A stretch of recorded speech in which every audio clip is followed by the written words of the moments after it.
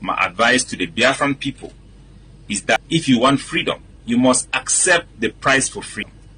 If you want freedom, you must understand that any election in Biafra gives the Nigerian government, whether you like it or not, a mandate to continue Nigerian rule over Biafra. For you to be free, you must delegitimize Nigerian rule over your territory by stopping and banning all Nigerian election.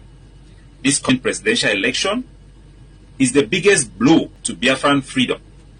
If the Biafran people are wise, you will listen to your people who are asking you not to participate and to outright ban this election.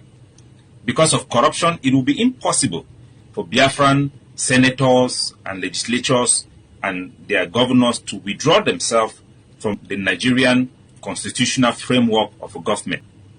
It will be impossible. The only way you can delegitimize Nigerian rule is to ban election, arrest all their elected officials, and make sure that Nigeria cannot create a semblance of legitimacy over Biafra. Then you would have contested Nigerian rule, Nigerian legitimacy, and give your people a chance to be considered, their aspirations to be considered. Because so long as you elect senators, elect governors, whether the election pool is 10%, 20%, you have given the Nigerian government another year to keep you in the zoo. So for you to be free, your biggest enemy are the legislature, the people within Biafra who represent Nigeria.